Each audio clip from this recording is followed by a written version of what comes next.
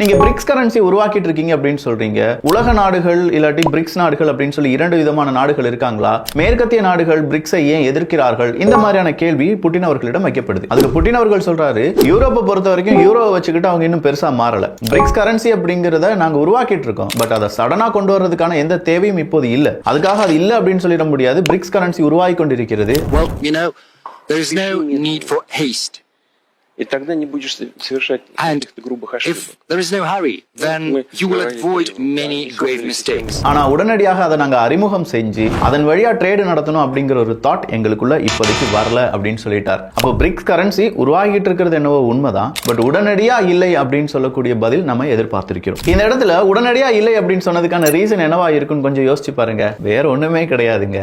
ஆக்சுவலா இப்போ ரஷ்யாவுக்கு எதிராக ஏகப்பட்ட காய் நகர்த்தலை அமெரிக்கா செஞ்சிட்டு இருக்காங்க. ரஷ்யாவினுடைய ஆயில் நிறுவனங்களுக்கு எதிராக டஃபஸ்ட் சாங்ஷன்ஸ் அப்படிங்கறத நாங்க போடுறோம் அப்படின்னு சொல்லி செய்தி வந்துச்சு. இப்படி எல்லாத்தையுமே பார்க்கும்போது எஸ் நாங்க பிரிக்ஸ் கரன்சி உருவாக்கிட்டு இருக்கோம், உடனே வரும் அப்படின்னு சொன்னா ஏகப்பட்ட கோபங்களை அது உருவாக்கும். சோ சைலண்டா காய் நகர்த்தி கொண்டிருக்கிறது பிரிக்ஸ் நாடுகள் அப்படிங்கிறது மேற்குலக நாடுகளுக்கும் தெரியும், அமெரிக்காவுக்கும் தெரியும். அப்படி சைலண்டா காய் நகர்த்தி எந்த டைம் நமக்கான டைமா வருதோ அந்த டைம்ல இறங்கி அடிக்க போறதுக்கு தான் பிரிக்ஸ் அப்படிங்கிறது தயாராகி வருகிறது.